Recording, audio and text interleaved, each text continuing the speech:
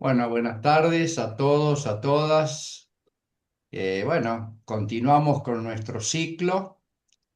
Previo al inicio, que lo va a coordinar Ernesto Elorza y Julio Gambina, va a iniciar con algunas consideraciones. Y yo le daría el micrófono a Celeste Romá, que figura como Facultad de Ciencias Humanas, que es la secretaria de posgrado, para que, bueno, nos anuncie lo que tenga que anunciar. Adelante, Celeste. Bueno, hola a todos y a todas. Bueno, gracias Enrique. Bueno, hoy estamos ya en la segunda jornada de los debates, del ciclo de debates.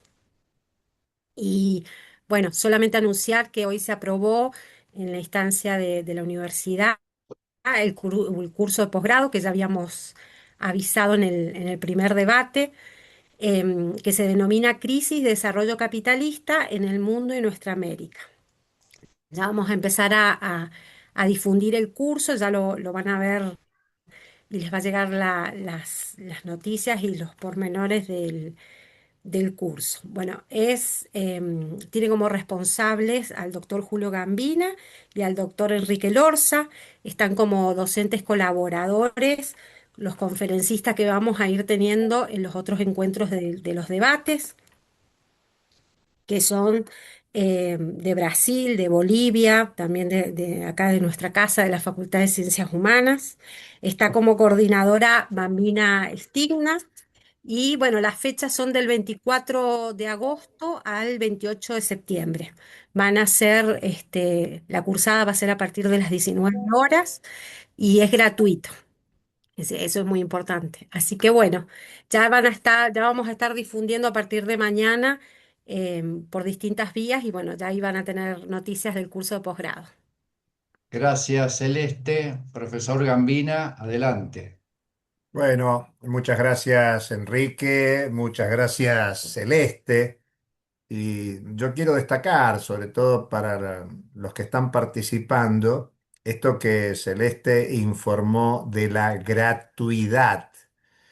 Esto va en contra de las declaraciones públicas de la Secretaría de Ciencia y Técnica, con la nueva designación que bajo el discurso de la modernización se plantea la privatización y por lo tanto el arancelamiento, incluso a contramano de la dinámica de movilización que viene teniendo la comunidad universitaria en los últimos años.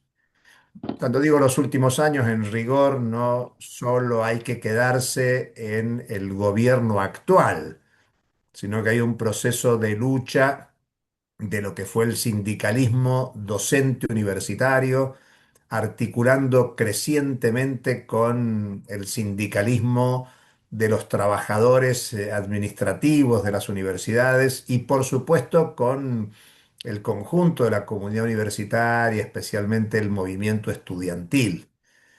Todavía falta un mayor volumen crítico de crítica y de resistencia para poder confrontar con esta tendencia a la privatización de la educación, de la investigación, de la ciencia. Y claro, estamos asistiendo a una característica de época de este capitalismo. Yo simplemente recordar, recién lo decía Celeste, este es un ciclo de debates en el marco de un conjunto de cursos de posgrado que estamos haciendo en la Universidad Nacional de San Luis.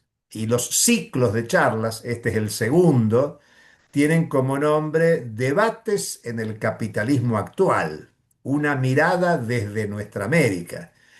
El primer encuentro fue el tema del movimiento obrero, su realidad y perspectiva, y lo hicimos con dirigentes sindicales que protagonizan el debate político contemporáneo. Quisimos empezar por ahí, por lo que representa el trabajo, la venta de la fuerza de trabajo con las particularidades de tiempo histórico. Y este segundo encuentro tiene que ver con la tecnología, un tema que está en el debate contemporáneo muy fuerte. Incluso las declaraciones del embajador estadounidense en ámbitos empresariales ampliamente difundidos en la prensa hoy, pidiéndole a los empresarios que rechacen todo contrato con China, sobre todo vinculado a los temas de punta, que seguramente todos conocen y recordarán el episodio de estos últimos días con el llamado de atención, cosa increíble, de la embajada a la cooperativa CALF de Neuquén por hacer un convenio con Huawei, empresa china. Es decir, que el tema de la tecnología, la innovación tecnológica, la inteligencia artificial está en el centro del debate y por eso hemos invitado a dos especialistas, a los doctores Graña y Zanotti, uno de la Universidad de San Martín, el otro de San Luis, para que nos ayuden a pensar el tema. Y bueno, a los efectos de darle continuidad y escuchar a los expositores, le paso la palabra a Ernesto, que va a coordinar esta mesa en concreto. Ernesto, todo tuyo. Bueno, buenas tardes, buenas noches. Muy bien sintetizaba el recorrido y el marco Julio Gambina. Nosotros cuando pensamos este tramo del ciclo, este encuentro en particular, pensamos en un título que abarca un montón de cuestiones y que Juan Martín Graña y Juan Martín Zanotti, ambos Juan Martínez, van a intentar sintetizar en este breve encuentro. Lo hemos titulado Innovación tecnológica, cultura y la transnacionalización de la economía actual. Cada uno va a recorrerla de distintas maneras, con enfoques o poniendo el foco en distintos aspectos, en distintos sectores, y eso es lo que nos parecía interesante. Va a empezar el doctor Graña, luego Zanotti, luego vamos a abrir, como siempre, un espacio para preguntas, intervenciones, debates. Como siempre, si quieren ir dejando preguntas en el chat, lo hacen, nosotros las vamos recogiendo y en todo caso luego hacemos esa dinámica que tanto nos sirve, digo, de circular un poco interrogantes y puntos de vista. Brevemente, para que comience Juan Graña con su exposición, voy a mencionar su recorrido. El doctor Graña es doctor en Economía de la UBA, investigador del CONICET, es profesor de posgrado en la UNSAM y en la Universidad Nacional de Quilmes, especialista en mercado laboral y distribución del ingreso y desarrollo económico. Sus investigaciones se enfocan en la vinculación entre las condiciones productivas de la economía y las características del y de los mercados de trabajo. En los últimos años se ha dedicado al estudio de las nuevas tecnologías y sus impactos sobre el desarrollo y el empleo. Y Juan ha titulado esta disertación de la siguiente manera: Big Tech, unicornios regionales y dependencia. Y en ese sentido, ahora le damos un poco el tiempo a Juan Graña para que desarrolle, tendrá 20-22 minutos y luego pasaremos con Zanotti en la misma sintonía. Así que muchas gracias y te escuchamos, Juan.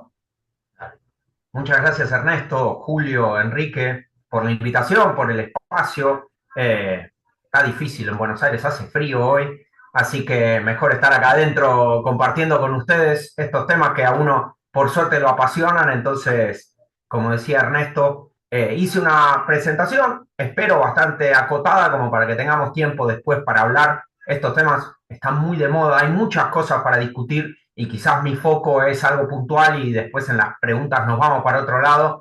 Bienvenido sea y vamos conversando.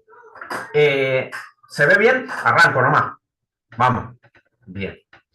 Bueno, entonces, ahí como decía Ernesto, este es el título que le puse. La idea es no dedicarme tanto a algo que quizás está más trillado, está más trabajado, seguramente han leído más, que es el mundo de la economía digital hoy, ¿no? Las Big Techs, qué son las plataformas, ¿no? La lucha geopolítica. Voy a pasar por todo eso, pero pasaré relativamente rápido. Obviamente, si hay preguntas y debates, los retomamos.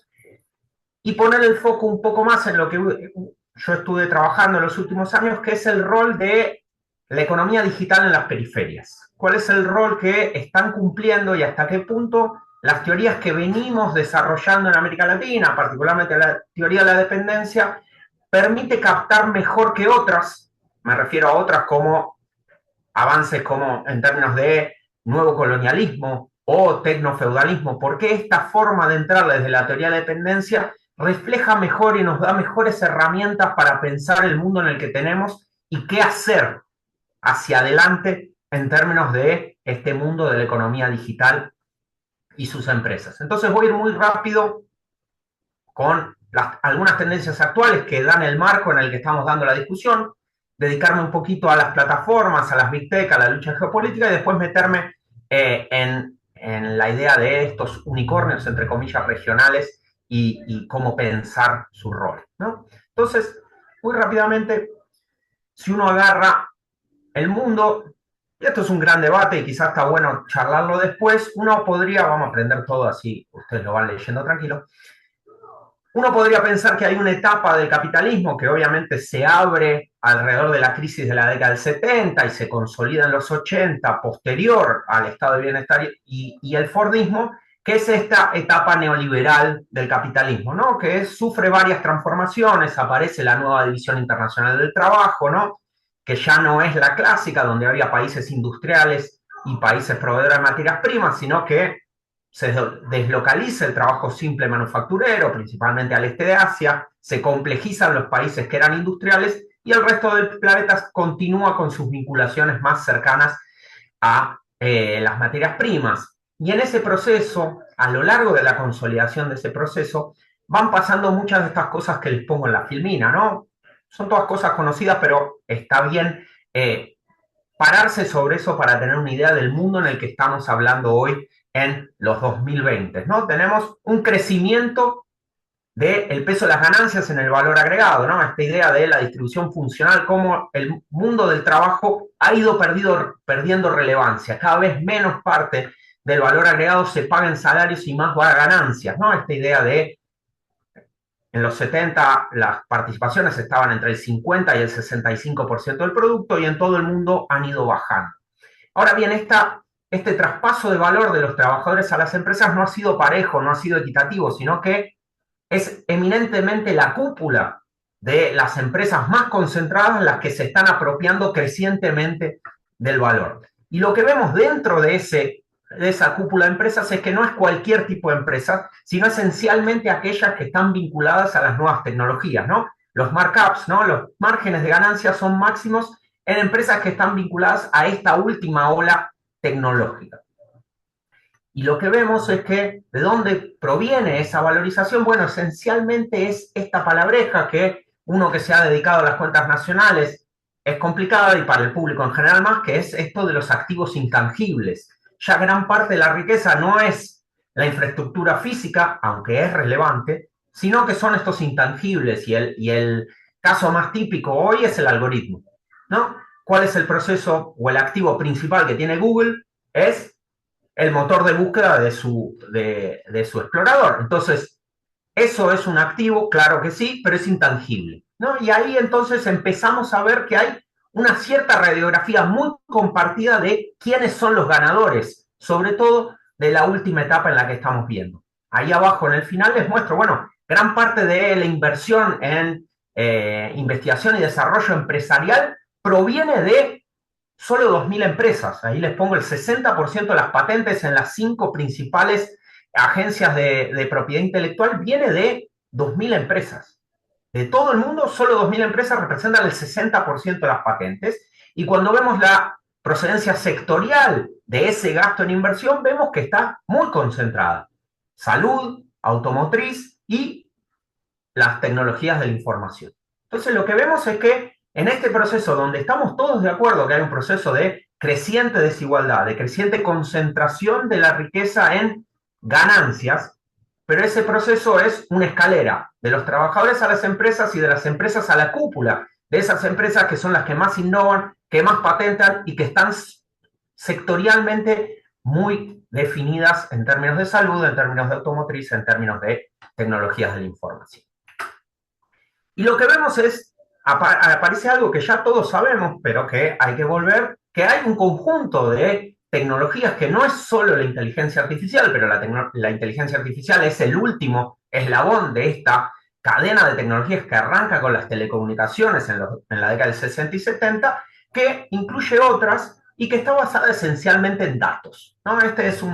Voy a usar varias de las infografías del documento de la UNCTAD de 2023, que es un muy buen documento de un organismo internacional para entrarle a las cuestiones de la economía digital, los datos y demás.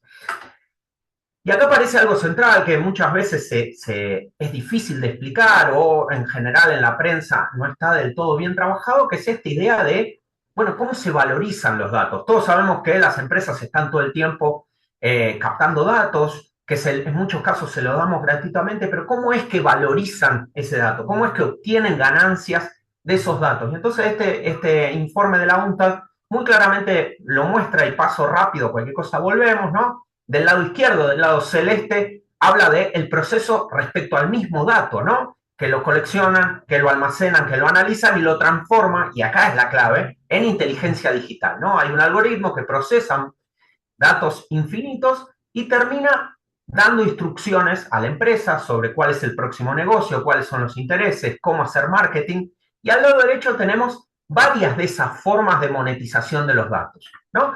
Tenemos el ejemplo de Google y Facebook, que es esencialmente tener inteligencia digital para saber a quién venderle publicidad.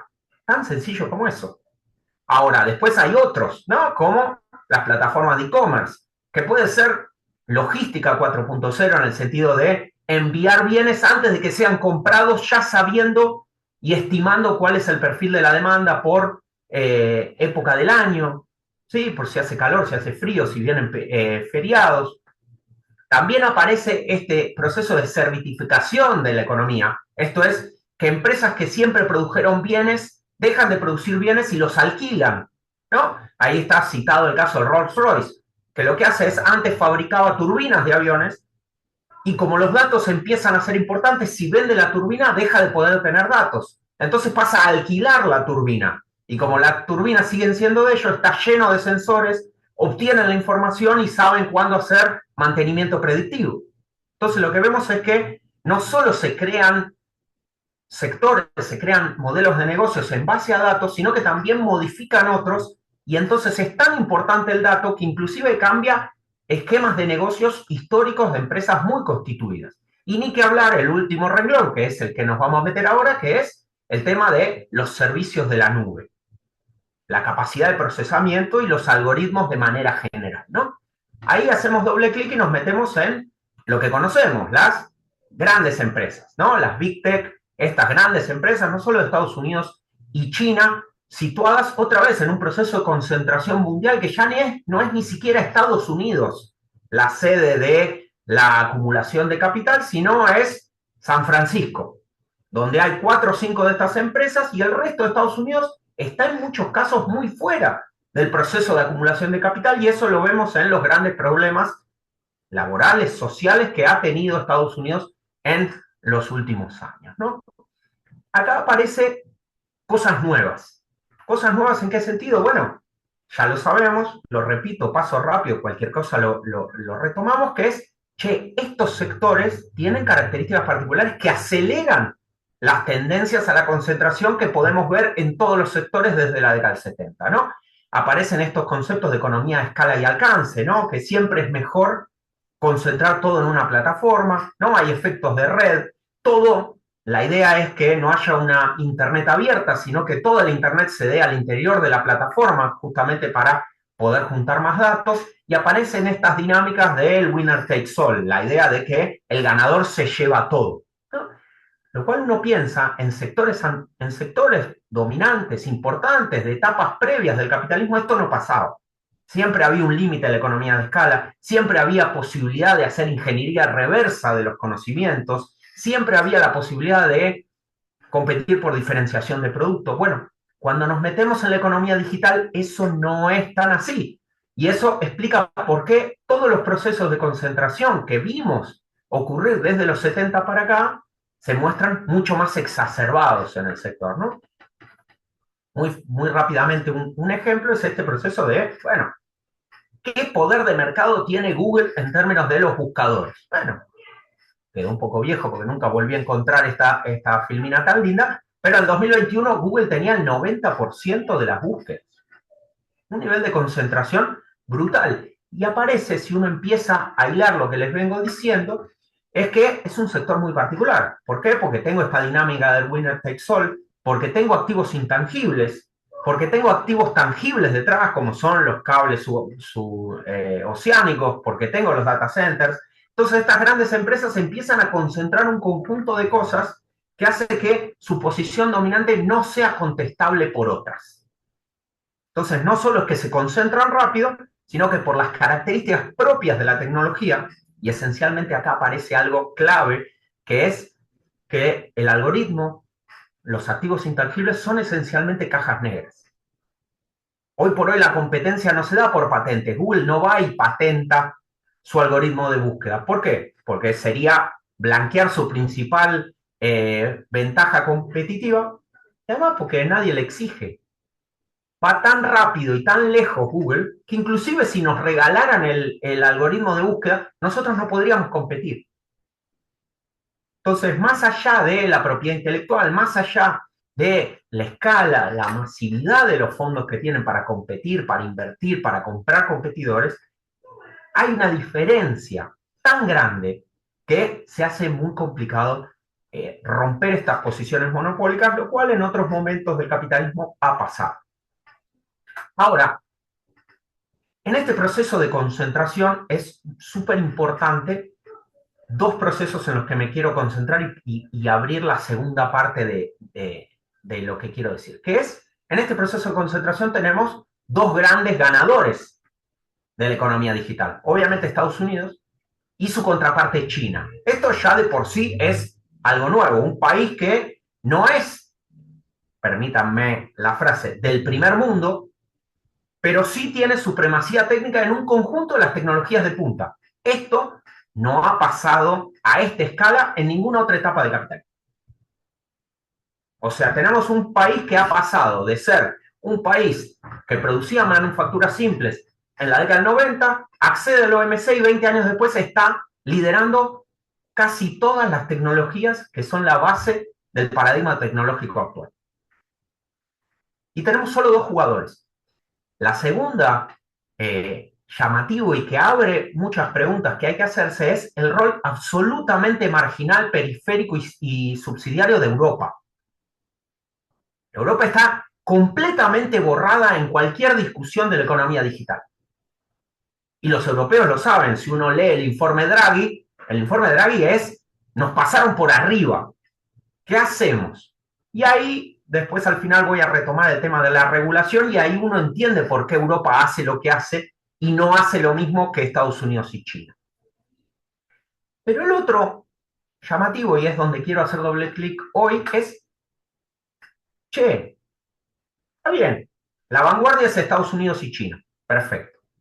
Europa se está quedando atrás. Ahora uno analiza América Latina en términos de economía digital y el rol que tiene América Latina es muy superior a lo que uno esperaría por su nivel de desarrollo. El rol de los unicornios digitales, acépteme el nombre, no importa, no le doy ninguna relevancia conceptual a llamarlos unicornios, digo, es realmente sorprendente. Es un sector nuevo de frontera y sin embargo América Latina ha logrado posicionar varias empresas con capacidades técnicas para competir. Entonces, no solo la estructura de la vanguardia tecnológica en el mundo es distinta en estos últimos años de lo que veníamos, sino que además, no solo América Latina, pero particularmente América Latina, tiene un rol destacado en la economía digital que no se condice con anteriores fases de dependencia. Esto es, la década del 70, durante la ISI, nosotros sabíamos que había una frontera y gran parte del entramado empresarial latinoamericano estaba lejos y había que hacer política para que llegue a esa frontera. Bueno, hoy por diferentes caminos que podemos discutir, hay varias empresas ya en la frontera. También pasa lo mismo en Egipto, pasa en Turquía, pasa en la India. Hay varios países que están con estas razones y hay parte de la economía digital que abre a explicar por qué. Y me parece que eso es parte de lo que tenemos que pensar para decir, bueno, ¿cómo realizamos una nueva propuesta de desarrollo para nuestra región en función de cómo es la economía digital? Muy rápidamente, para no demorarme, digo, el nivel de concentración de los beneficios y las capacidades tecnológicas entre Estados Unidos y China es brutal, ¿no? El 75% de las patentes, el 50% del gasto en Internet de las cosas, el 75% del mercado de cloud. Digo, el dominio de Estados Unidos y China es abrumador. Sin embargo, otra vez, abajo, entre los que somos periferias, hay nuevos en la periferia como Europa, pero hay ciertas partes de la periferia que no le va tan mal. Y entonces la discusión es esta, justamente. ¿Qué rol están jugando las empresas y cómo se puede entender a las empresas en este marco, ¿no? Uno optimistamente podría decir, bueno, che, tenemos empresas en la frontera, ¿hay una vía digital al desarrollo? Digo, esta idea de que las nuevas tecnologías abren oportunidades mientras se consolidan, ¿no? La ventana de oportunidad, etcétera. Bueno, uno diría, tengo las empresas. En muchos casos está claro que estas empresas digitales reproducen modelos de negocios ya testeados en Estados Unidos y en Europa y los acomodan, los ajustan a las realidades regionales. Mercado Libre, ¿sí? Que empezó como un eBay, ¿no? De productos usados, creó Mercado Pago para resolver los problemas de te pago o no te pago, ¿no? Y después evoluciona a un Mercado Pago donde bancariza un montón de gente que el sector bancario tradicional de América Latina dejaba fuera. Pero lo mismo pasa en Egipto, donde mucho del comercio minorista se realiza en efectivo por patrones culturales y hay, déjeme ponerlo así, un mercado libre egipcio que lo que hace es, tiene muchos puntos de venta físicos para que la gente pueda seguir pagando en efectivo y lo que hace es el clearing de esos montos, ¿no? Otra vez, la novedad es que tenemos empresas que por tamaño, por rentabilidad, por capacidades tecnológicas, están en la frontera. Y esto no pasó. Y además están en la frontera en el sector que encabeza la revolución tecnológica. Entonces uno dice, de acá hago campeones nacionales. ¿Puedo estructurar una estrategia de desarrollo regional en base a mercado libre? Ahora Globant cayó en desgracia, pero tengo a Globant, tenía a Despegar, tengo a Nubank en Brasil, tengo a Kavak en México, tenía una plataforma de delivery, ¿no? Rappi. ¿Se puede estructurar? Bueno, ahí es donde la teoría de la dependencia y la realidad concreta que analizamos estos casos empieza a poner peros, ¿no? Nosotros, y gran parte de lo que voy a decir es de un trabajo que ahora les cito, que hicimos con Sebastián Fernández Franco y Cecilia Recap sobre Mercado Libre, y entonces a partir de entrevistas nosotros tuvimos varias entrevistas con gente que trabaja todavía en Mercado Libre, y aparecía una decisión estratégica. Nosotros no vamos a desarrollar infraestructura. Mercado Libre no se va a meter en la base de los algoritmos, no se va a meter en la infraestructura, no va a hacer una red de data centers propios, no va a invertir en cables, vamos a depender de las Big Tech. Y esto es una decisión completamente consciente y completamente compartida por todos los departamentos. Entonces ahí aparece una cosa rara, que si son cabeza, si están en la vanguardia tecnológica, porque no van al core del negocio, que es justamente ese. No, no lo vamos a hacer. Siempre generando un riesgo sistémico para la empresa, ¿no? Esto en los annual reports a la bolsa de Nueva York, todas las empresas que dependen de las Big Tech avisan, por ejemplo Netflix, che, nuestro principal competidor es Amazon, ¿sí? Con su sistema Prime. Bueno, nosotros dependemos, nuestra plataforma corre sobre Amazon Web Services y les avisan a sus accionistas. Bueno, es un riesgo que están dispuestos a asumir y que no avanzan en ese sentido. El segundo es esta caja negra algorítmica. A diferencia de tecnologías del pasado, yo por usar los algoritmos de Amazon Web Services no aprendo nada. No puedo hacer ingeniería reversa. Sino todo lo contrario. Cada vez que yo uso Amazon Web Services, mejoro su algoritmo y yo no me muevo. Entonces el propio uso amplifica las ventajas que él ya tiene.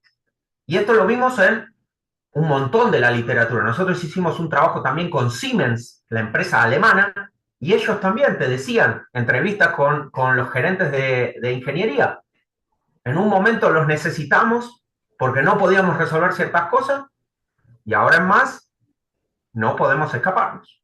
No tenemos la capacidad técnica para reemplazar lo que alquilamos a las Big Tech. Y entonces pasan a ser en esta decisión de no competir un engranaje que une a las Big Tech, que quizás son demasiado grandes, demasiado caras, demasiado sofisticadas, con todo el entramado productivo de América Latina. Lo que nosotros hablamos ahí en el... con lo que hablamos ahí en el texto de Mercado Libre es que no es una empresa rezagada, pero tampoco desafía la frontera, ¿no? Y entonces lo que planteamos es, che, con la teoría de dependencia tenemos todos los ingredientes para discutir esto, pero hay un pasito más. Ya no hay empresas líderes y empresas rezagadas. Hay algunas que simplemente son parte de un puente. Mercado Libre es un puente de la dominación de las Big Tech sobre el entramado productivo que en gran parte, yo tomo una pyme de San Martín, no va a contratar a Amazon Web Services, porque la escala, porque el costo. Bueno, Mercado Libre y un conjunto de empresas regionales cierran la brecha entre esos dos.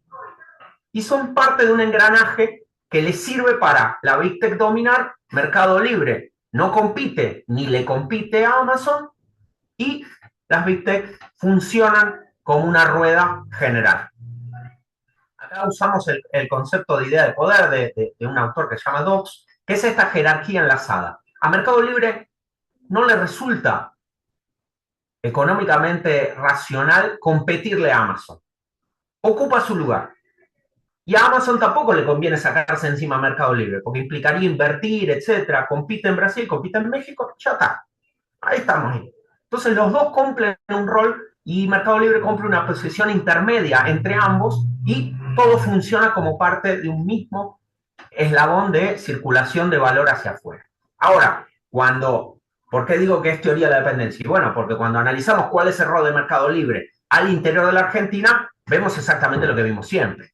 Es una élite que apropia valor de un conjunto de eslabones, hoy lo estamos discutiendo en términos de la mora y el endeudamiento de la familia, pero también para los vendedores, las pymes, las comisiones abusivas, todo eso es lo mismo que siempre hemos discutido. Entonces, aparece esta idea de, che, hay una disrupción, pero es una disrupción que acepta su rol en la cadena de dependencia que tiene en la cabeza a las Big Tech, ¿no? Entonces acá lo planteábamos a grandes rasgos. Voy súper rápido, así Ernesto no me manda 220 por la conexión de internet. Y entonces, bueno, ¿por qué esta forma de entenderlo a través de la teoría de dependencia nos sirve un poquito más para pensar qué hay que hacer?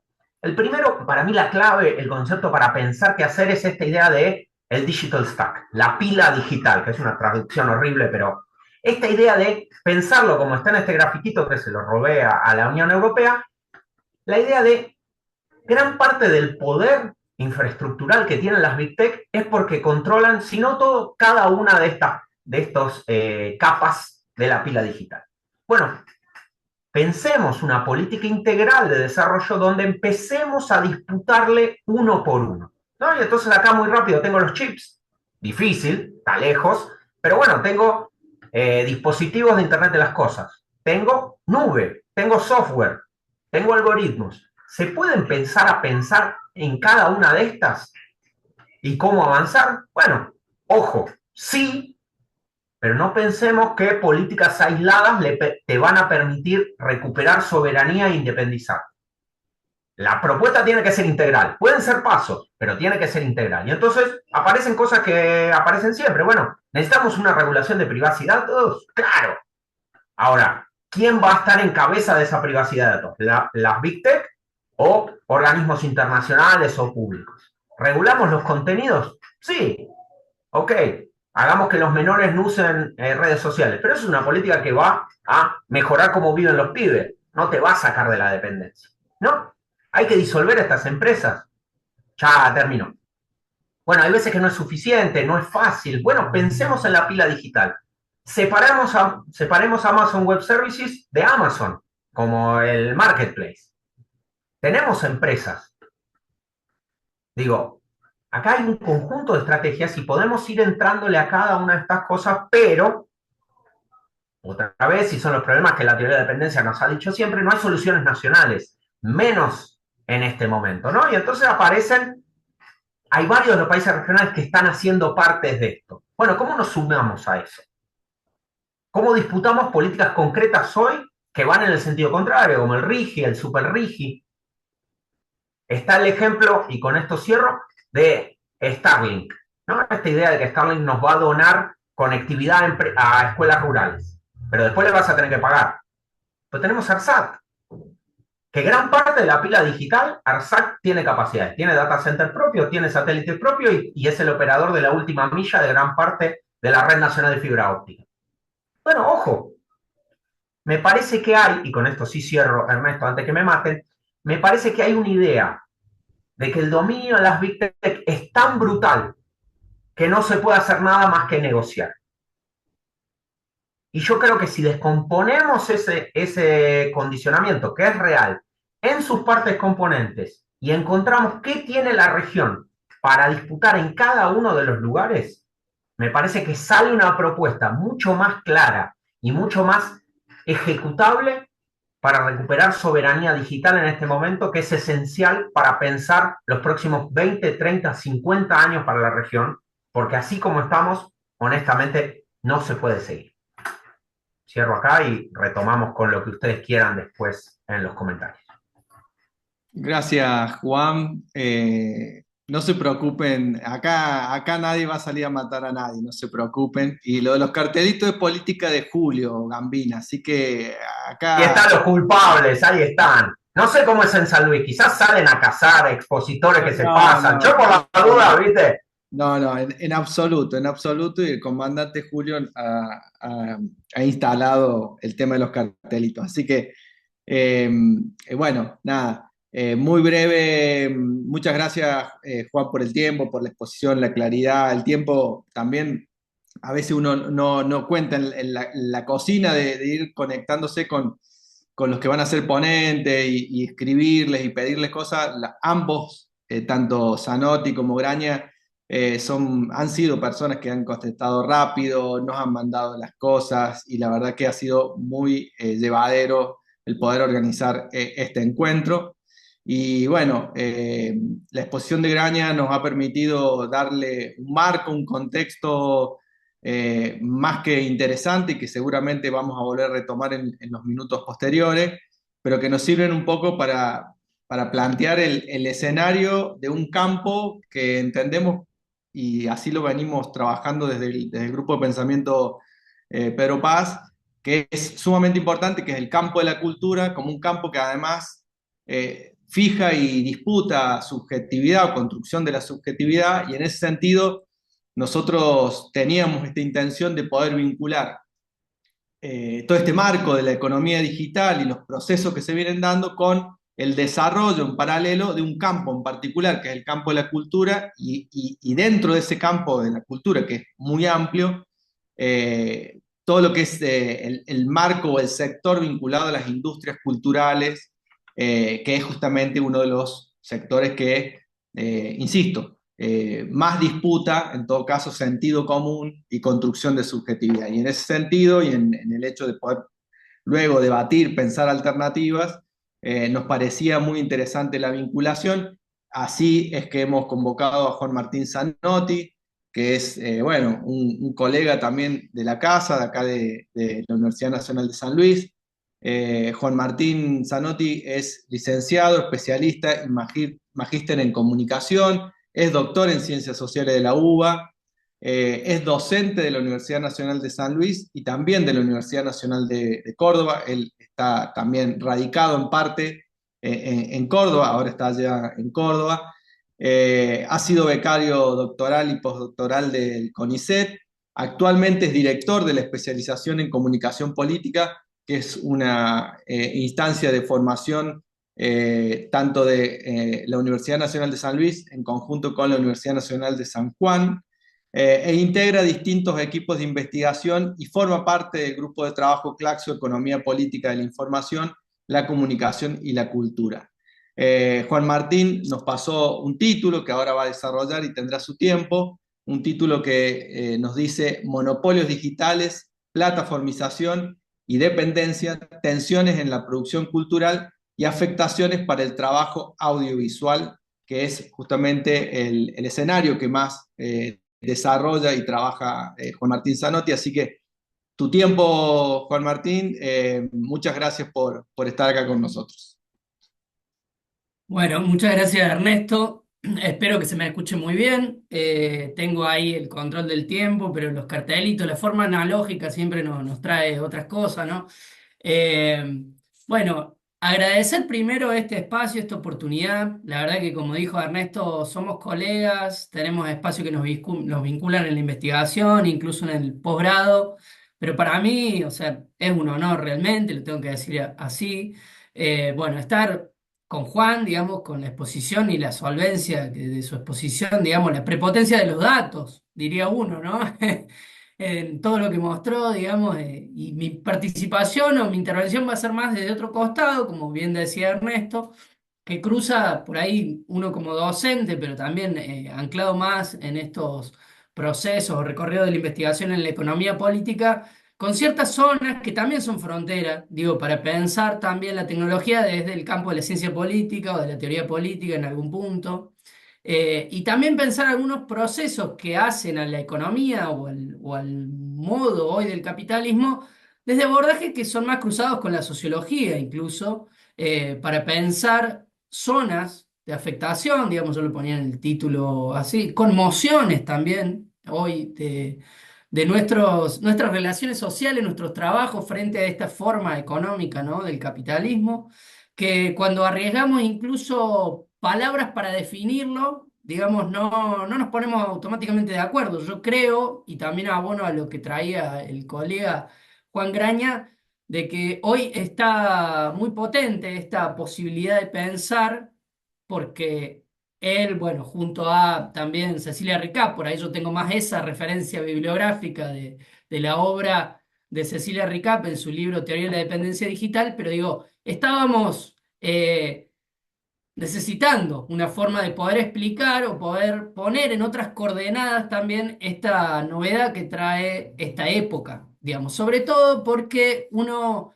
puede decir que se caracteriza sobre todo por la intensificación de un modelo productivo, ¿no? O sea, no nos salimos del capitalismo, digamos, podemos pensar esto de si estamos, recién lo mencionaba también Juan, mi colega, digo en esto, si estamos en una etapa de tecnofeudalismo. Hay algunos que discuten esta idea pensando que no, es tecnocapitalismo, digamos. Hay como cuestiones ahí que se siguen reproduciendo de la misma manera. Yo creo que el énfasis que ponía Juan también en esto de la renta digital, bueno, ahí hay una novedad en cómo se concibe el trabajo y qué tipo de renta y cómo se usa incluso el tiempo para pensar el trabajo, el tiempo de ocio. Digo, entonces, en esta zona también yo voy a estar revisando algunas formas de pensar la producción cultural. Entonces, bueno, en primera medida decir eso, que son necesarios estos espacios, digo, aunque estén de moda, son muy importantes, digamos, para poner a discutir, porque digo, acá hay una agenda, y lo voy a decir en un momento, que la academia está retomando, pero hay que demandarle a la política, también digo, ¿no? En esto, y me parece que voy a coincidir sobre todo, o dialogar más con esta última parte de la exposición de Juan, ¿no? O sea, qué tipo de políticas, o por ahí más, qué está pasando con el lugar de los estados en relación a esto. Y bueno, voy a ir haciendo algunos énfasis, voy a ir más despacio, controlándome el tiempo, porque en general yo tengo presentación. O sea, es una excepción que no tenga el PowerPoint. Pero por ahí es cierto que también el PowerPoint a uno lo ata demasiado, por ahí distrae. En el caso de Juan tenía mucha infografía y tenía mucho motivo, ¿no? Como para plasmar así su presentación. Eh, bueno, entonces voy a recuperar con esta entrada los énfasis que decía que por ahí es poner otras palabras, pero es hablar de lo mismo que planteó Juan, digamos. En esto van a encontrar muchas coincidencias. Eh, Digo, el título, la innovación tecnológica es hoy el gran motor, digamos, hay procesos de aceleración allí implicados, de intensificación. La transnacionalización de la economía se explica en estas grandes empresas tecnológicas, digamos, y en las formas que adquieren. Como decía Juan, también en esta forma de tramitar estos intangibles, de apropiárselos, digamos, de cómo hay procesos extractivistas cada vez más notables. Y digo, en relación a esto, la idea del monopolio digital también hace honor, pero hace una parte, porque como sabemos, yo me he dedicado bastante tiempo a estudiar políticas de comunicación en Argentina, y voy a hablar por ahí más de Argentina, de Sudamérica, pero digo, ahí me parece que hay una cuestión como para pensar en oligopolio siempre, digamos, pero estamos hablando de muy poquitas empresas, digamos, siempre hablamos de 3 o 4 actores que están controlando las telecomunicaciones, los medios de comunicación, y en esto voy a hacer como el primer alto. Para marcar primero una definición, ¿no? Bueno, voy a recuperar también en esto a José Van Dijk, digamos, una autora muy conocida, muy citada, ultra, recontra, archi citada, digamos, que en un trabajo con Poel y De Waal lo que plantean es justamente esto. Bueno, el ecosistema de plataforma está repleto de paradojas, así lo plantean, digo, después de la exposición de Juan va a parecer medio como una redundancia, pero digo, lo quiero marcar. Es un ecosistema que parece igualitario, pero es jerárquico, digamos, estoy leyendo la cita, ¿no? Es casi completamente corporativo, dicen, pero parece servir al valor público, parece neutral y agnóstico, pero su arquitectura conlleva un conjunto particular de valores ideológicos. Sus efectos parecen locales, mientras que su alcance es mundial. Digo, pensando estas cuestiones, ¿no? Parece reemplazar al Estado bien, interventor con enfoques de arriba hacia abajo, pero el empoderamiento del consumidor de abajo hacia arriba lo hace a través de una estructura altamente centralizada, que no es transparente nunca para los usuarios. Digo, entonces, este tipo de cuestiones me parecía importante para poner otras palabras a las buenas descripciones, a las muy precisas descripciones que hacía Juan en su alocución, ¿no? Entonces digo, la forma capitalista actual hoy es un capitalismo digital, lo sabemos, es de plataformas. Yo por ahí uso más esa a partir de Nick Snisek, pero digo, otra tradición de autores también latinoamericanos, como César Bolaño, que discuten con Snisek, pero recuperan esta cuestión de la centralidad de las plataformas como el modelo de negocio. Es una forma de vigilancia también, si uno piensa en inspirándose, ya tiene sus años, pero Giordano Zuboff, digamos, esta idea del capitalismo de vigilancia.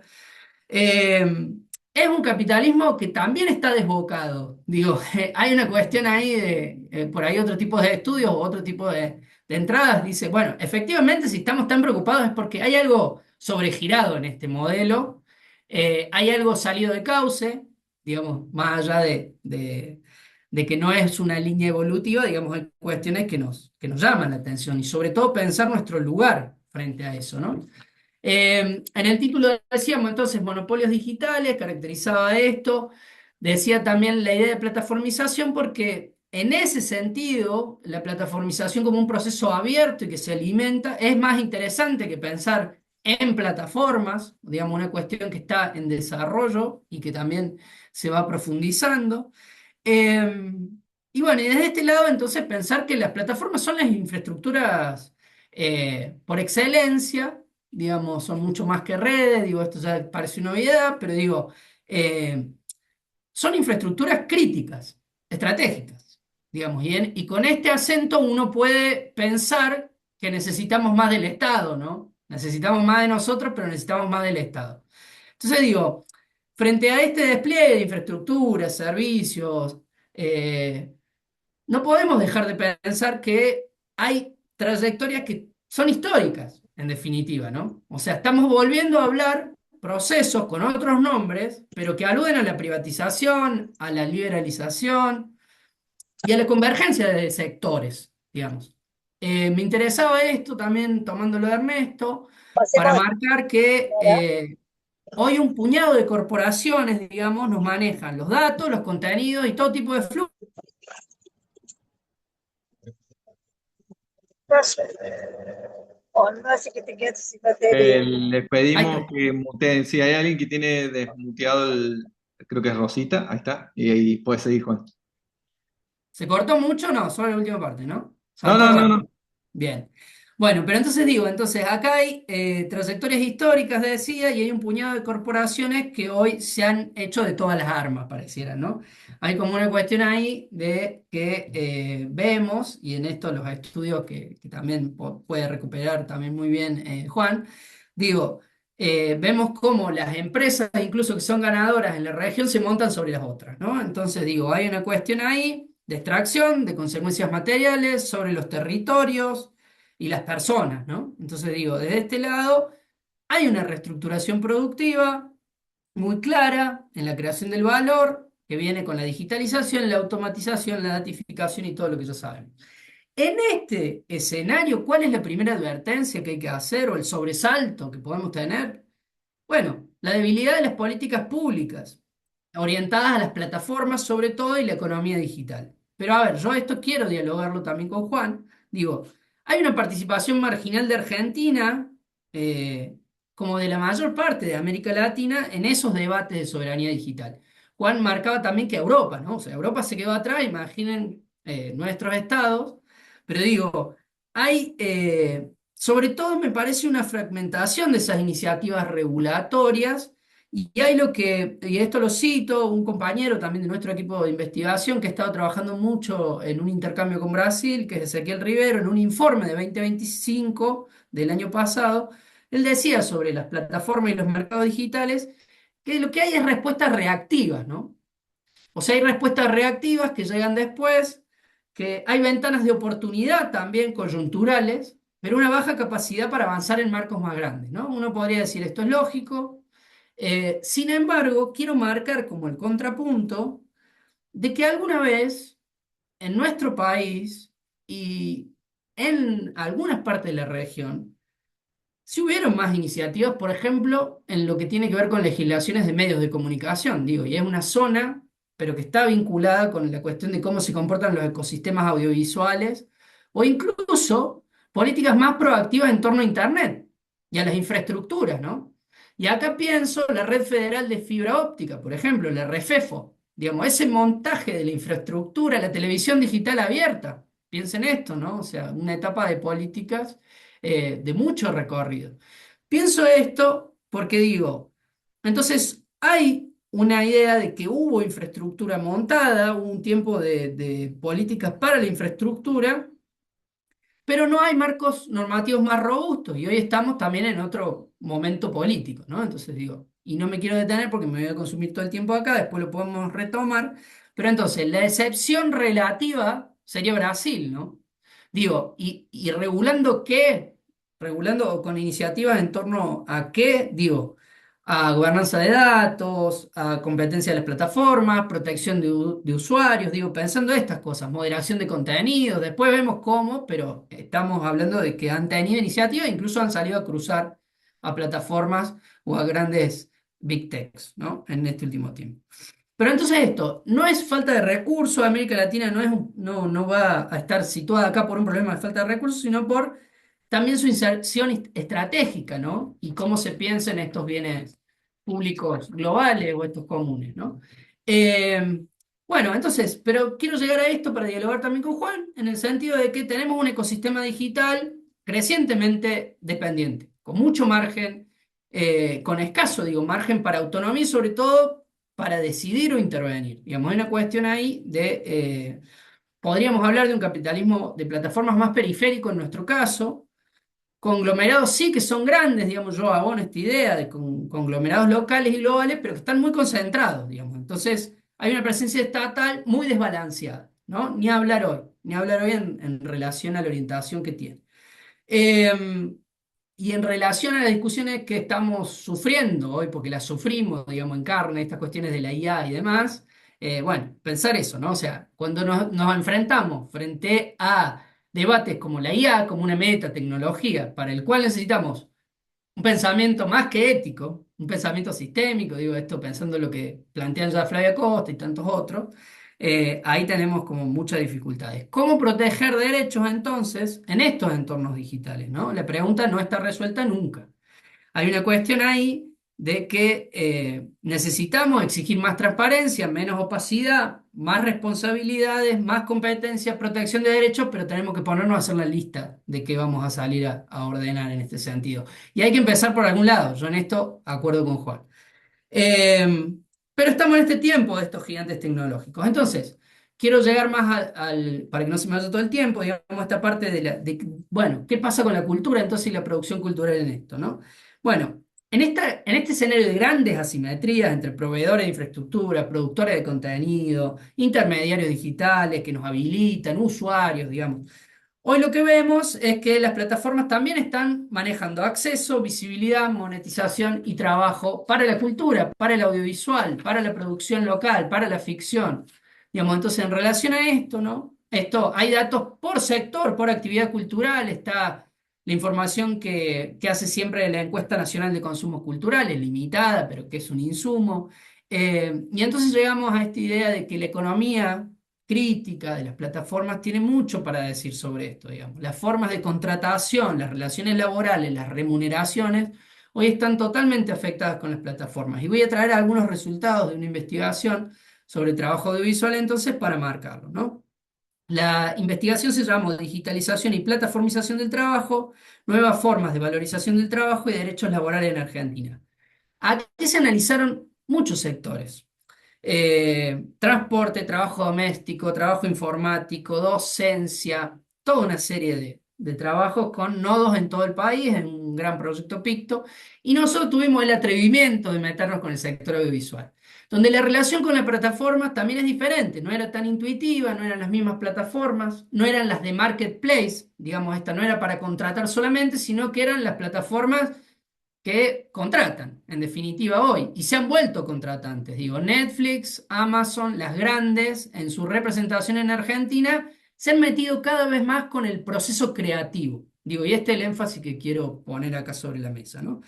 Nosotros trabajamos fuertemente lo que son percepciones de los trabajadores, sobre sus cambios, sobre sus afectaciones. Y en esto, con grupos focales, con encuestas, saltaba esto, ¿no? Nosotros trabajamos con quienes hacen cine y TV, series, digo, con quienes hacían animación y efectos visuales, con quienes trabajan en el streaming, con un sector mucho más incipiente, digo, entonces ahí se nos diversificaban las plataformas. Pero básicamente, figúrense las OTT audiovisuales, las over the top, estas, que les decía, Netflix, Amazon, HBO, Disney. Y entonces, en relación a esto aparecían algunas tendencias muy claras, ¿no? Les decía, son contratantes, son gatekeepers también, son los porteros, son los que traen el trabajo y distribuyen el trabajo, y ya hacen mucho más que una distribución y una comercialización, ¿no? Llegan antes. Entonces, en este sentido, lo que notábamos era la creciente extranjerización y concentración de la producción, ¿no? La manera en que estas plataformas se apropian de los excedentes, de las regalías, de los derechos a perpetuidad, digamos. Si querés trabajar para Netflix, tenés que darme todo. No vas a poder circularlo vos, no vas a poder seguir con tu autoría como estaba, digamos. O sea, ahora la dueña es la plataforma. Digo, y esto se acrecentó mucho en los últimos años. Hay una cuestión muy marcada ahí, ¿no? Entonces, tienen los abonos, tienen la explotación de la publicidad, dejaron de ser, como les decía, distribuidoras y son controladoras de estos flujos también, ¿no? Y básicamente con un efecto que es disciplinador del sector. Están en la negociación y en la forma de contratación, ¿no? Esto, los contratos llegan en inglés directamente. No se va a preocupar Netflix, digamos, por traducir el contrato que va a firmar la productora, digamos, y sobre todo va a mostrar el área de legales en la negociación y no al guionista contraparte, digamos, a la hora de pensar un trabajo creativo como la ficción, digo. Eh, entonces aparecen varias cosas acá de la intensificación de la dependencia tecnológica que tiene que ver con los formatos que pueden pensarse, con los ciclos en que se produce, con las locaciones, digo, dónde se trabaja. Esto es notable porque la industria audiovisual en Argentina es muy fuerte, pero se va a grabar Uruguay. Digo, piensa en Mercado Libre, ¿no? Esta cosa que decíamos hace un momento, esa fuga de plata por el Uruguay. Digo, bueno, acá es una fuga de trabajo técnico hacia el Uruguay, donde hay cuestiones de grabada, donde hay otros beneficios. Piensa en Argentina, ¿no? Que fue por muchos años y con una política muy activa polo audiovisual. con mucho fomento a la producción, ¿no? Digo, y hoy nos estamos manejando con otras cuestiones, con otros códigos, digamos. Hoy se financia con crédito, cash rebate, pero siempre hace falta una porción importante para empezar a producir, ¿no?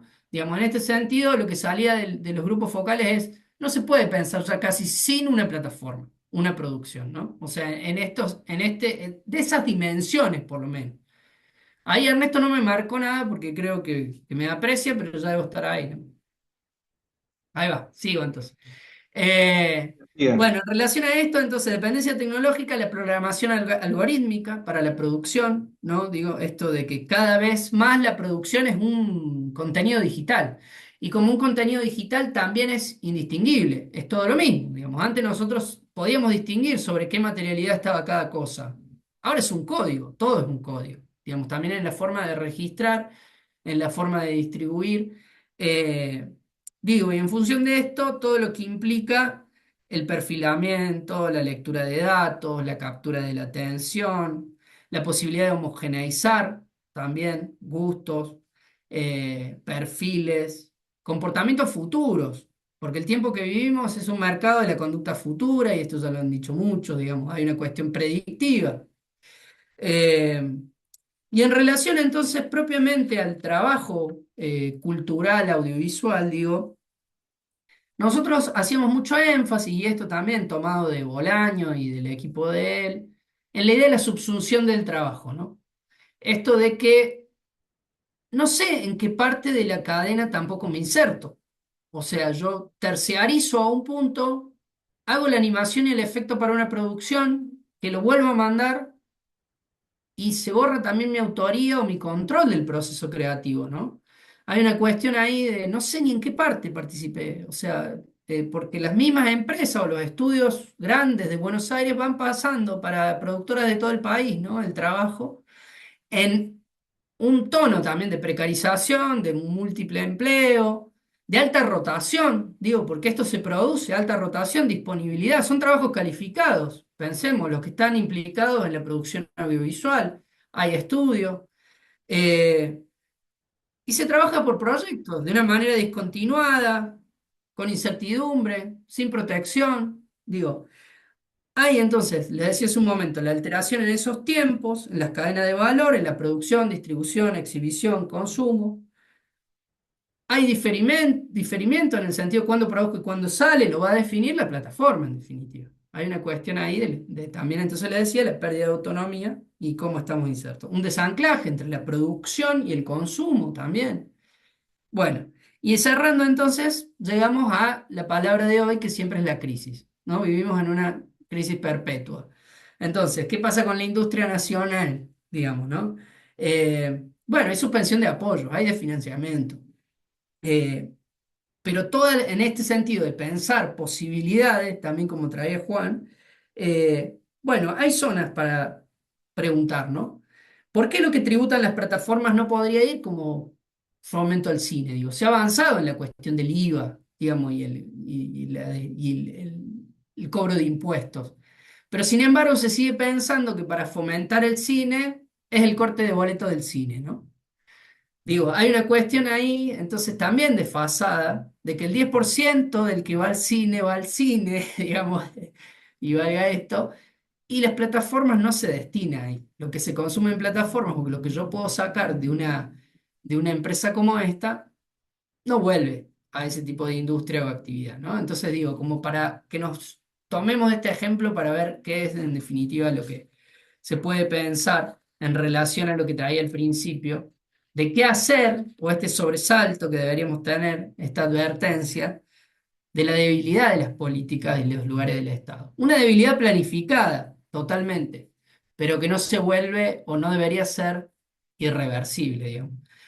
Combatimos gigantes, pero también tenemos la organización, eso diría como para cerrar, y digo, y no siendo solo voluntarista, digamos, traemos como bastante también arsenal teórico que debería poder llegar a golpear la puerta de quienes son decisores, ¿no? En estos temas. Así que muchas gracias, espero haber sido ordenado en el recorrido. Bueno, muchas gracias, Juan Martín Zanotti, por la intervención, por el tiempo, la dedicación, al igual que Graña, nada, han tenido el esfuerzo sobrehumano de poder sintetizar en muy pocos minutos ámbitos, sectores y problemáticas muy complejas, muy actuales, mientras damos un poco la posibilidad que se hagan consultas, preguntas, intervenciones, vayan pidiendo la mano. Eh, Sobre todo pensaba, y hago esta intervención para ganar tiempo, la típica, el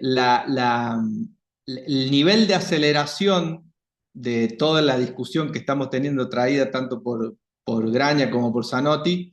Zanotti lo decía en un claro ejemplo, o sea, no hace más de 15 años, 2010, 2010 para arriba, 2010 para abajo, en Argentina se debatía un escenario completamente diferente, por ejemplo, en torno a la producción cultural y en torno a la producción audiovisual, la ley de medios o la ley de servicios audiovisuales, digo, se estaba discutiendo una cosa que hoy ha quedado casi como en tiempo prehistórico para pensar lo que implican hoy 5 o 10 años en términos de los niveles de transformación que prácticamente dejan viejo o obsoleto cualquier otra discusión o andamiaje incluso normativo.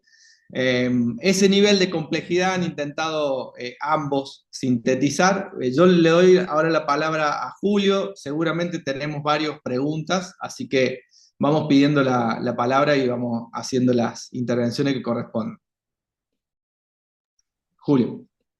Sí, yo también pedí la palabra para que se animen otros, pero quiero destacar muchísimo las dos intervenciones y decirles que los cursos de posgrado que estamos preparando van a abonar todo este debate, así que nos viene fenomenal. Esto es un aporte sustancial. Me gustó mucho la expresión de Graña. Voy a decir los apellidos para no ensartarme con los Juan Martín. Me gustó mucho esto de la soberanía digital, porque muchas veces está bastante instalado que un qué hacer es el camino de la soberanía alimentaria, la soberanía energética, la soberanía financiera. Bueno, soberanía digital es una categoría, por lo tanto, muy, muy importante. Vinculado a esa primera intervención de Graña, a mí se me suscitaba un tema que si pueden aportar sería mejor, que es el tema del sujeto que domina. Cuando se piensa en el capitalismo originario en la Argentina, se piensa en la base oligárquica. El capital externo siempre estuvo, pero se piensa en la oligarquía terrateniente, digamos, ¿no? Entonces, y de ahí renta de la tierra. Pero después tenemos el proceso de industrialización sustitutiva y el propio peronismo, un debate muy interesante de que al no haber burguesía nacional, el sujeto era el Estado. Entonces aparece el Estado como el sujeto de las transformaciones. La pregunta es hoy, hay intelectuales orgánicos del poder, de la derecha, que dicen, bueno, hoy para un modelo de desarrollo hay que ir a los que saben. Y los que saben son los que desarrollan estos emprendimientos, los unicornios y compañía, y los intelectuales universitarios a ellos vinculados. O sea que hay que ir a la inteligencia del poder para ver el modelo de desarrollo. Bueno, eso también quería que pudieran precisar en eso. Y en ese sentido, y vinculado a lo de Zanotti, ¿cuál es el sujeto alternativo?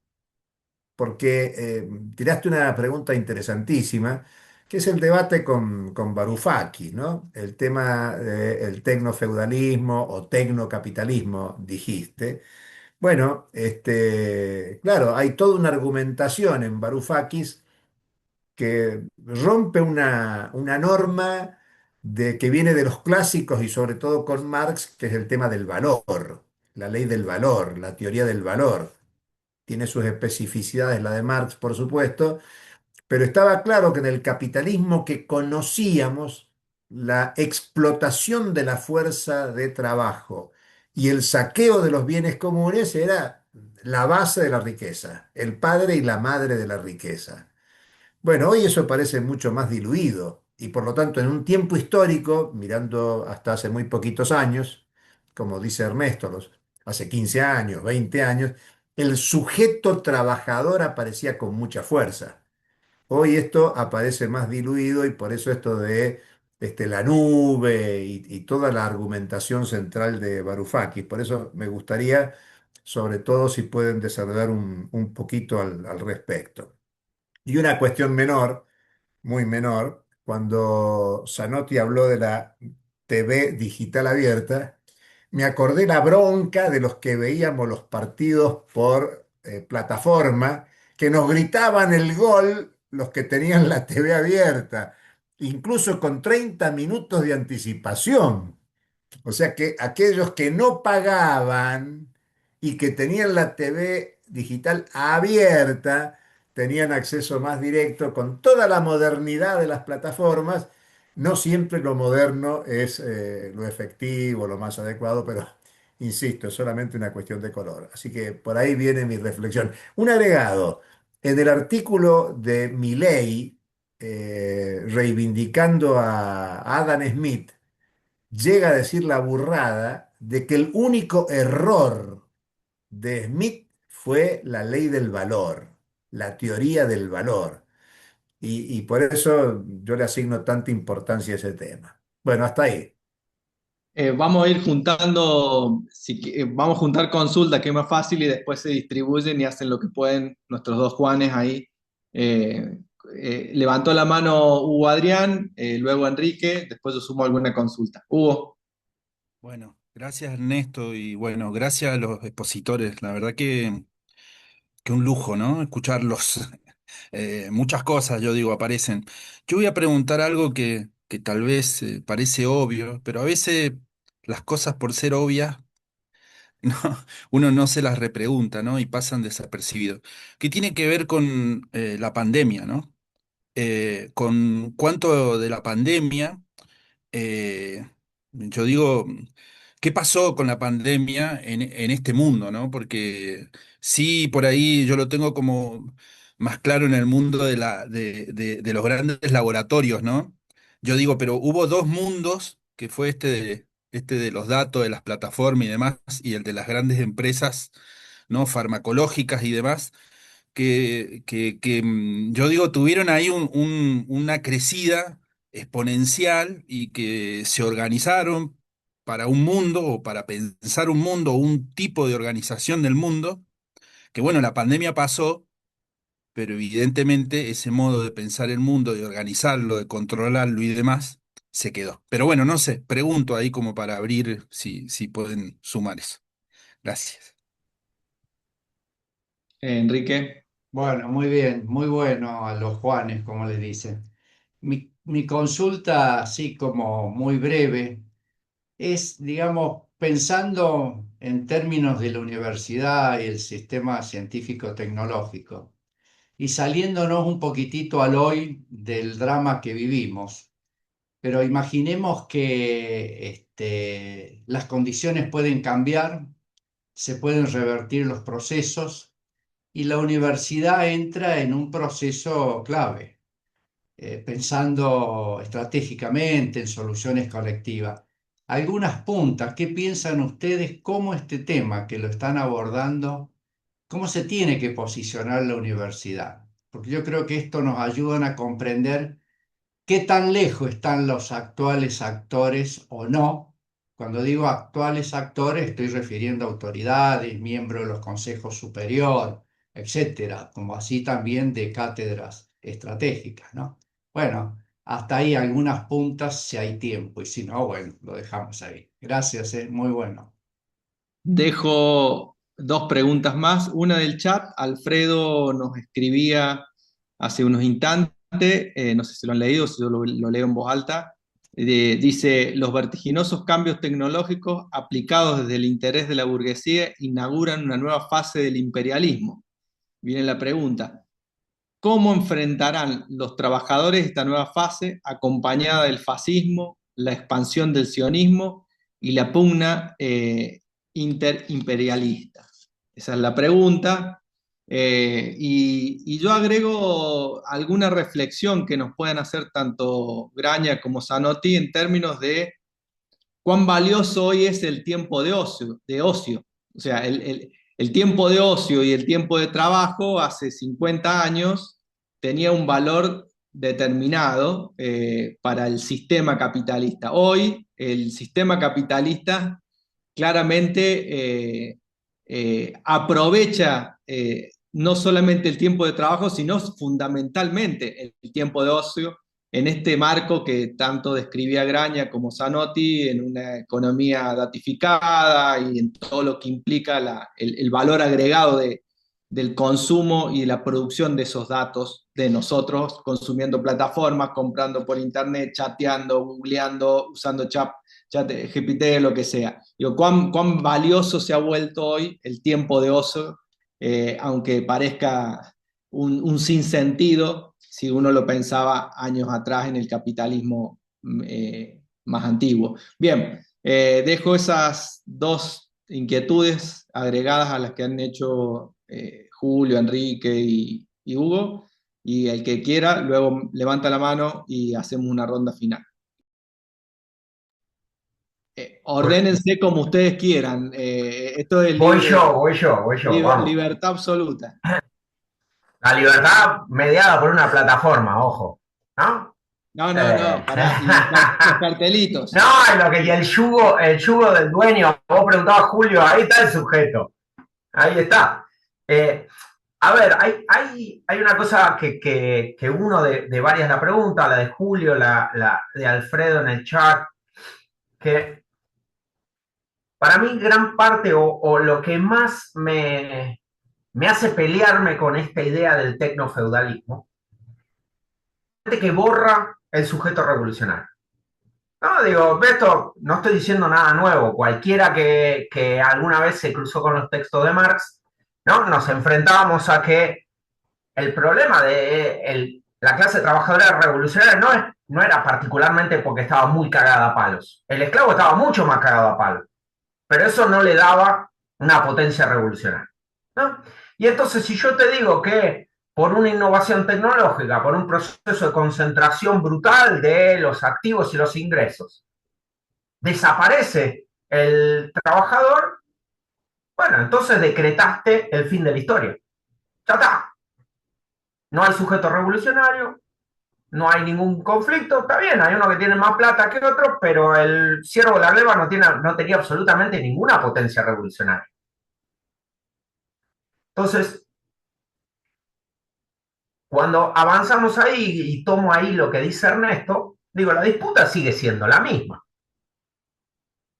Y en las nuevas tecnologías no nos hemos metido acá con el tocayo porque estábamos discutiendo específicamente la economía digital, pero cuando estamos hablando de la inteligencia artificial como potenciadora de muchas de las herramientas, como la robotización, los algoritmos, lo que vemos es un paso adelante en un proceso de simplificación y apropiación del saber obrero del trabajador a la máquina. Digo, el mismo Julio citaba a Smith, y Smith en las primeras páginas te decía, muy alegremente hay un joven que para poder irse a jugar con sus amigos inventaba el émbolo automático para que la máquina de vapor no explotara. Bueno, vamos a la gran industria, vamos al proceso fordista visto por Braverman, etcétera. Lo que hay es un proceso constante del capital de tratar de apropiar el saber obrero y volcarlo a una maquinaria más o menos rudimentaria. Hoy por hoy tenés el algoritmo, la robotización, la visión 3D, etcétera, etcétera, etcétera, que viene a cumplir el mismo rol. Y Ernesto te agrega, bueno, y además ahora te están habilitando en tu tiempo de ocio la posibilidad de generar datos que después potencian la generación de valor. Bueno, el sujeto revolucionario sigue siendo el mismo. Que estemos más cascoteados no significa que no sea eso, ¿no? ¿Y por qué lo retraigo a un proceso un poco histórico y no me quiero extender mucho? Que es, estamos llegando a una instancia donde este consenso entre los economistas de que la tecnología destruye pero genera empleo, hoy por hoy estamos orbitando una discusión donde ya ni siquiera los economistas mainstream están tan convencidos de que eso siga siendo así. ¿No? Y entonces aparecen estas cosas medio colgadas de la palmera de el ingreso básico y cómo lo financiamos, ¿no? Julio hablaba abiertamente de las rentas, le ponemos impuestos. ¿Cuál es la potencia política de los estados nacionales para poner esos impuestos si ni siquiera podemos cerrar los paraísos fiscales? Digo, me parece que estamos llegando a un momento donde el conjunto de consensos del mainstream están chocando contra sus propias consecuencias. Y ahí, y con esto cierro esta parte, y no sé si el tocayo quiere agregar, y después hablamos de la pandemia, que me parece que es un punto, y de las universidades, que me parece que es algo importante, que es, yo también me pongo en debate no solo con los que plantean la superación del capitalismo al feudalismo, sino de que efectivamente estemos entrando en una nueva etapa, ¿no? Que el capitalismo está abriendo la industria 4.0 hace 10 años, ahora la inteligencia artificial, hay que rediscutir todo. Yo lo que veo es abiertamente un paso más del capitalismo neoliberal. Pero sí hay un cambio, y esto hay un artículo que seguro me bocharán en evaluación en algún lado en este momento, que yo lo que pongo en debate es, bueno, todos estamos diciendo, Juan lo decía, ustedes también, bueno, ¿qué capacidad tenemos de dar vuelta a esto? Y me parece que sí hay una novedad. Entre la década del 70 y los 2000, el capitalismo rompió, fragmentó a la clase obrera en formas nacionales. Te hizo disputar a vos tu puesto de trabajo con algún trabajador más barato en algún otro país. Y entonces el nacionalismo y la apertura te hacía pelear entre parte de la clase obrera que no nos veía. Bueno, la División Internacional del Trabajo no va a cambiar, pero ya no es una potencia que te pasa por arriba. No es que te van a sacar tu trabajo porque lo van a mandar a China, que es más barato. China ya no es más barato y la capacidad competitiva de China no viene por los bajos salarios. Ahora el capital tiene en la mano no la nueva División Internacional de Trabajo, no la deslocalización, sino la tecnología. Pero ahora entonces la disputa es entre el capital y su propia fuerza de trabajo nacional. La estadounidense diciendo, bajar tu salario o lo llevo a México. Es bajar tu salario o te lo automatizo. Y entonces esta disputa vuelve a ser a escala nacional. Y ahí históricamente no le ha sido tan fácil al capital eso a escala nacional. No sé cuánto me escucharon y cuánto se perdió. Entonces, me parece que ahí las potencias de perspectiva nacional de la fuerza de trabajo y el capital nacional a escala regional, digo, me parece que abre un campo de juego un poco más parecido a momentos donde nos fue bien y un poco distinto en un mundo que sigue bajo la misma lógica. Parece que ahí se abre un tiempo interesante para pensar. Dale, tocayo, con lo que quieras. Sí, bueno, es difícil juntar tantos hilos, la verdad que yo me anoté una hoja y no sabría por dónde empezar. De todas formas, estoy de acuerdo con lo que dijo Juan, lo que vino sosteniendo en relación a esto. No creo en la teoría de la desaparición del trabajo. O sea, hoy están buscando nuestros recursos, digamos, y estamos volviendo a ver a Argentina como un enclave importantísimo que está siendo visto y en este sentido y con este envío hay que defenderlo. Digo, o sea, hay que seguir pensando con algunas de las ideas que ya tenemos, digamos. O sea, hay que innovar, pero me parece que también hay que usar esa lógica en la lógica política, porque por más que haya también elites que son globales, digamos, todas tienen sus alianzas o sus servidores en los países, digamos. O sea, digo, y en esto también pensando, no sé, yo me enganché, ahora justo voy a presentar un trabajo sobre Peter Thiel, y digo, y más allá, digo, en un congreso de sociología, pero digo, más allá de la caricatura de Peter Thiel, digo, me agarro de lo que fue el acontecimiento de Juan Grabois yendo a golpearle la puerta y la reunión, digo. Yo estoy más cerca de atender a lo que en ese momento defendió Grabois que decir estos son solo unos locos y unos tarados. Sí, realmente tienen ideas de que la regulación es el anticristo, digo, tienen estas cuestiones, no quieren ser controlados, digo, y no me voy a Peter Thiel, o sea, pienso en Galperín. un tipo impune y que además no le gusta que le marquen nada, digamos, y que tiene una forma de pensar políticamente y un alineamiento, y, digamos, pero la posibilidad de interrumpir, de decir algo a ese tipo de actores tan grandes, es mostrando también otro tipo de cara de la lógica productiva o lo que defienden y muestran, ¿no? O sea, y en esto, la teoría de la dependencia me gusta mucho cómo está abordado en ese trabajo, que los que son tanques tecnológicos también están mirando qué hace el software libre. Digo, hay una cosa ahí de dialogar entre las distintas lógicas y poner en valor cuál es un potencial o un bien propio como para ir a disputar o pensar estas cuestiones.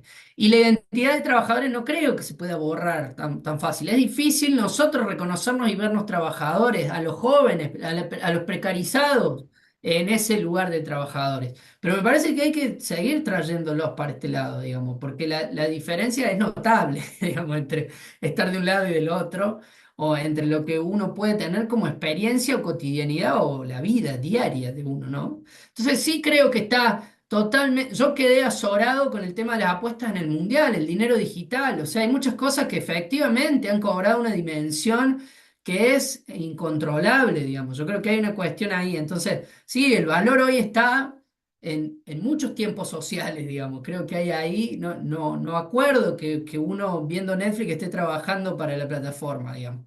Tiene que haber una forma de pensar el trabajo con otras coordenadas que también están ahí. Hay que recuperarlas, me parece.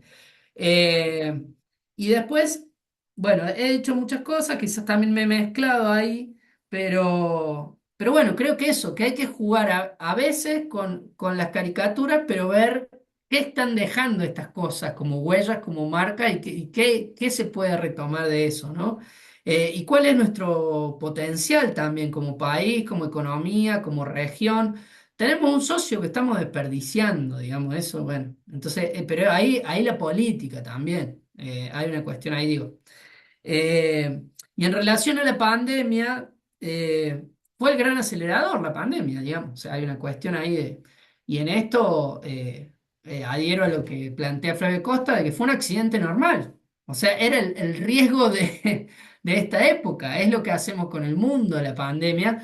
Pero hoy nos dejó en otro lado, digamos. Hay una cuestión ahí de que se ha acelerado mucho el tiempo social, digamos, la bancarización, toda una serie de cosas que es difícil, pero hay que empezar a ver si se pueden empezar a ralentizar, porque si no también no habría como manera, ¿no? Eh, eso, pienso un poco más y sigo cualquier cosa. Ah, Lo bueno, tomo. No, dale, sí. dale, dale. No, dale vos. No, que para terciar con lo de la pandemia que planteaba Hugo, me parece es un punto importante, no solo para nuestro propio proceso político, ¿no? Que casi es indistinguible del proceso social que generó la pandemia, sino que me parece que es un buen punto para descomponer qué cosas, lo que decía Juan recién, qué cosas son nuevas, qué cosas son viejas cosas que están avanzando y qué cosas son, lo digo, típicos excesos del capitalismo que lo hacen cuando pueden y en algún momento se lo echan para atrás. Digo, un ejemplo, yo vengo de estudios del trabajo y demás. ¿Cuántos de ustedes escucharon a las empresas diciendo durante la pandemia, el home office es lo mejor que nos pasó en la vida, llegó para quedarse y a los 8 meses cuando vieron que no le podían pegar un rebencazo en la cabeza a los laburantes, todas las empresas dijeron vuelta a la oficina? Juan decía lo de las apuestas. ¿Cuánto va a tardar para que cualquier gobierno mínimamente razonable diga esto? Hay que proveerlo toda la mierda. Lo mismo que pasó con los cigarrillos, lo mismo que pasó con la nafta con plomo, lo mismo que... Digo, son los excesos típicos del capitalismo que cuando la derecha está desenfrenada hace lo que puede y vos después tratás de agarrar a los caídos y ponés una prohibición que después no se discute nunca más. Entonces, estamos en una etapa, tomando lo que decía Alfredo, lo que decía Juan con lo de Peter Thiel, estamos en una etapa de excesos. Es claramente que la organización neoliberal del capitalismo está llevando todo al límite. a la población, a los trabajadores, a la familia, al clima, todo. Está claro que hay que rediscutir cosas. La etapa, esperemos, y esto es puro optimismo, esperemos que esta vez sea la farsa de lo que en los 30 fue la tragedia. ¿No? Porque están todos los ingredientes, todas las piezas del ajedrez están todas puestas igual. Esperemos que esta vez sea una farsa, y claramente parece ser una farsa. ¿No? Digo, vos lo ves a Trump, es una etapa horrible, pero no puede no ser una farsa. ¿No? Digo, bueno, entonces, para mí es central esto que estamos charlando, digo, descompongamos. ¿Cuáles son los nodos centrales de la discusión de sobrevivir como clase trabajadora en este momento? ¿Cuáles son excesos que son claramente y fácilmente rebatibles? Digo, lo que estamos discutiendo es la usura hoy de las billeteras virtuales. ¿A quién se le ocurre que es un problema entre privados, hermano? Bueno, son claramente excesos. Me parece que también estamos purgando errores graves y hay que volver a poner en pie una alternativa razonable. No digo centrista, no digo moderada, digo razonable, técnicamente sólida, que es lo que le ha faltado a los últimos años. Y en base a eso, caminemos. Bien, bueno, no sé si alguien tiene algún comentario, alguna consulta más. Creo que estamos en horario de poder ir cerrando. Ha sido 1 hora y media prácticamente de distintas intervenciones muy ricas. Claramente son temas que nunca cierran, sino que abren y que justamente un poco el espíritu de este ciclo y de cada uno de los encuentros es seguir abriendo. Esperemos no cerrar nunca en ese sentido, porque creo que un poco la tarea intelectual que tenemos como docentes, como investigadores, como miembros de las distintas instituciones, tanto universitarias, académicas, políticas, que en general nos encontramos cada tanto en estos ciclos. Juan, sí. No, justo esto era, te estás diciendo justo lo que yo le quería contestar a Enrique, digo, cuando el poder tiene tanto dinero, tiene tanta maquinaria, no queda otra que militar estos espacios. Y la verdad que el sostenimiento de la universidad pública, el sostenimiento del CONICET, es la clave para que haya otra alternativa. Si no, es todo de ellos. Y ahí me parece que es, bueno, se vio el miércoles en el obelisco, digo, el obelisco porque estoy en Buenos Aires, pero seguramente en diferentes lugares del país donde hayan estado ustedes, digo, la ley de financiamiento universitario, pelearla ahí, me parece que está ahí y está claro y el pueblo argentino lo tiene muy claro. La cuestión es cómo lo sostenemos hasta que tengamos oportunidad de que se dé vuelta la tabla, ¿no? Muy bien. Sí, tal cual, digo, creo que es como seguir reivindicando el rol que tenemos como trabajadores y trabajadoras de la producción intelectual en general, insisto, más allá de la institución a la que pertenecemos, creo que el rol, el desafío está ahí, en seguir haciendo las preguntas, los estudios que se hacen, que ustedes han traído acá, como en cada uno de los encuentros, son parte de la producción necesaria para pensar este nuevo tiempo y pensar en alternativas, aunque hoy esas alternativas cada vez, o por lo menos tienen una etapa bastante difusa, digo, porque es cierto, por los niveles de aceleración, los tiempos de pensar alternativas no son los mismos que teníamos hace 10 años. Eso tal vez es una nueva realidad a la cual también tengamos que sentarnos a reflexionar, porque los tiempos de pensar alternativas no son los mismos. Y en ese sentido creo que sirve un poco la dinámica que hemos ido construyendo desde el Grupo de Pensamiento Crítico Pedro Paz, en colaboración con la FISIP, que es otra de las instituciones y de las fundaciones que participa activamente, y fundamentalmente con el apoyo institucional de la Secretaría de Posgrado de la Facultad de Ciencias Humanas, que viene bancando, apoyando, difundiendo este ciclo con todos estos encuentros, más los cursos de posgrado que se anunciaban al comienzo, que no los voy a volver a repetir.